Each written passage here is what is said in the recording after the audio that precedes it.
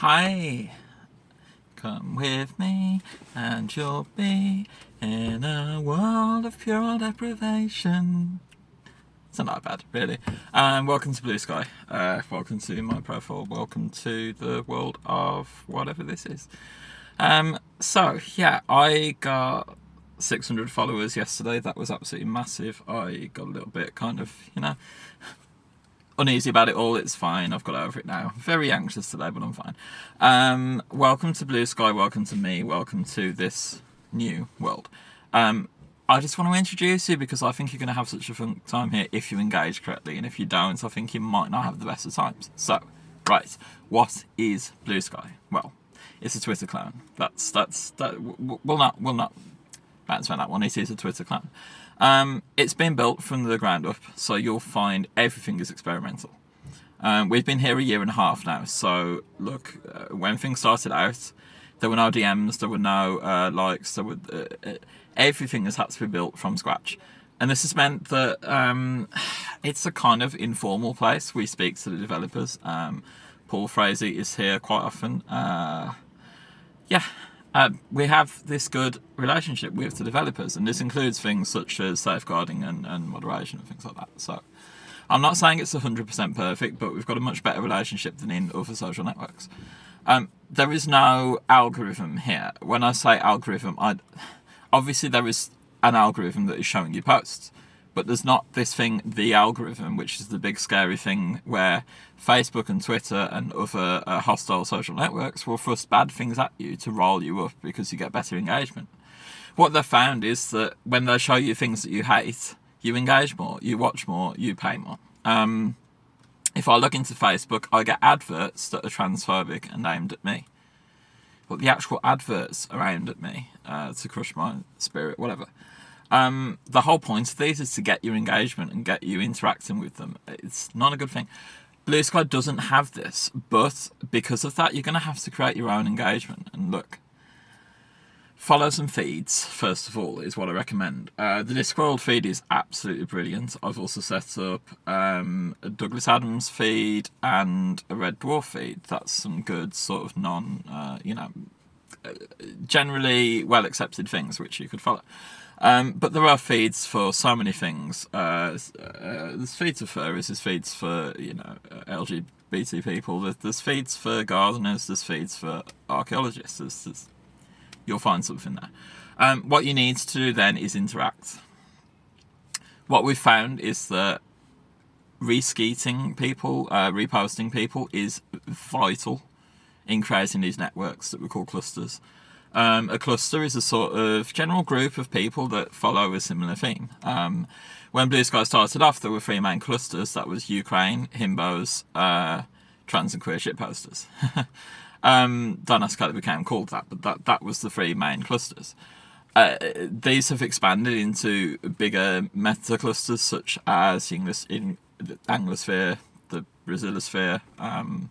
Brazil joining was a massive cluster that was instantly like 800% the size of Bluesky itself. So it's that kind of thing. As it grows in popularity, like it has this week, you'll find there are more clusters, there are more niche clusters.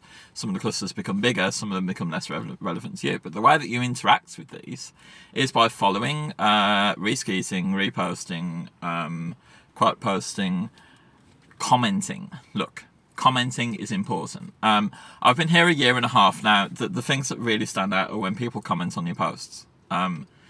If someone does something that you like, you can like it. Yeah, that's good. It's fine. Yeah.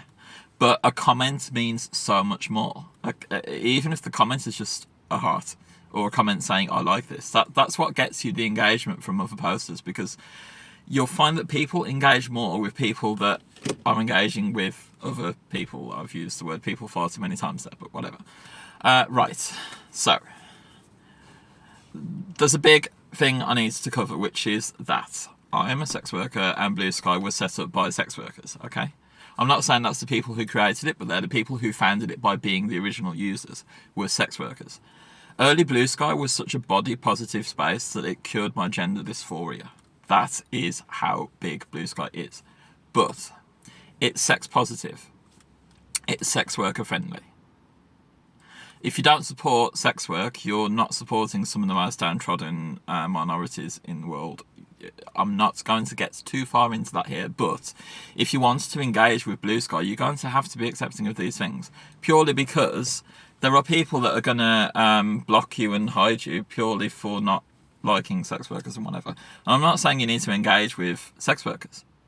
You can block them, you can hide them, you can mute them, you can ignore them. That's absolutely fine. And look, the Bluesky experience is a self-curated experience. We block early, we block often, we block fast, we block hard. If you don't like my content, please block me. Please mute me, unfollow me, ignore me. You don't have to engage with me at all. There is no given right here for your words to be read or for people to read your words.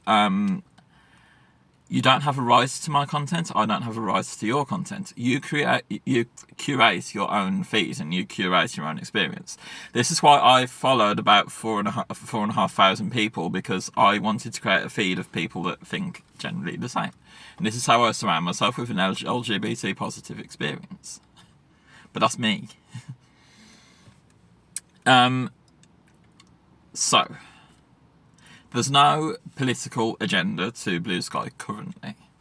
There isn't currently this algorithm that's going to thrust things your way.